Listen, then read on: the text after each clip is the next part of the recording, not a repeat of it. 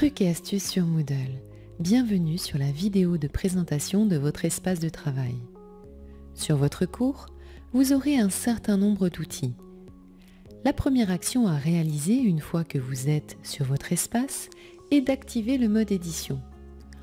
En activant ce mode, vous pourrez constater l'apparition des modifications, mais aussi de l'ajout d'activités.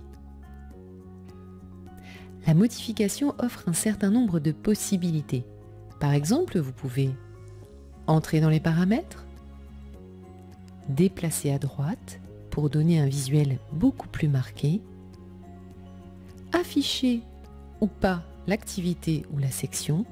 Attention, si vous décidez de ne pas afficher la section, toutes les activités à l'intérieur seront invisibles pour les étudiants. Vous pourrez aussi dupliquer, attribuer des rôles ou encore supprimer. Entrez dans les paramètres. Dans cet espace, vous retrouverez un éditeur de texte. Je vous propose de regarder la vidéo qui le concerne.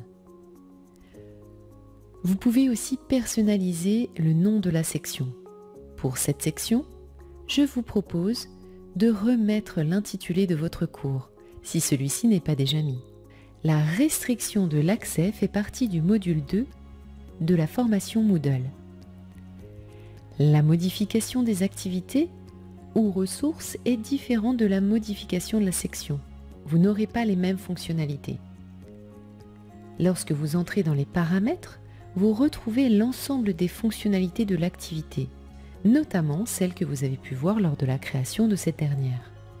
Le bouton « Déplacer à droite » permet de mettre certains éléments en évidence ou de montrer de manière plus marquée l'appartenance d'une activité ou d'une ressource à un chapitrage. Afficher ou pas l'activité ou la section. Afficher ou pas l'activité ou la section. Cette fonctionnalité est bien utile lorsque vous désirez préparer un outil sans que vos apprenants voient ce qui se déroule. Dupliquer. La fonctionnalité dupliquer permet de dupliquer l'ensemble des ressources et activités. Cela peut être vraiment très intéressant de dupliquer une activité, de modifier simplement quelques éléments à l'intérieur. Prenons maintenant attribuer les rôles. En fonction de l'activité ou de la ressource, vous pourrez déterminer le rôle des différents usagers. Par exemple, si vous désirez que des étudiants endossent le rôle d'enseignant sur une activité, vous pouvez le faire. Il vous suffit de sélectionner, attribuer les rôles, puis cliquer sur Enseignant. Une nouvelle fenêtre s'ouvre, sélectionnez les utilisateurs potentiels et cliquez sur Ajouter. Comme ceci. Si vous avez différents rôles, rendez-vous en bas de la page et cliquez sur le menu déroulant.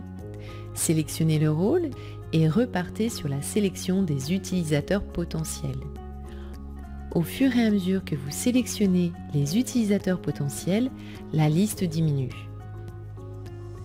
Pour la touche Supprimer, cela permet d'une manière rapide et radicale de supprimer. En cliquant dessus, la suppression est immédiate et définitive.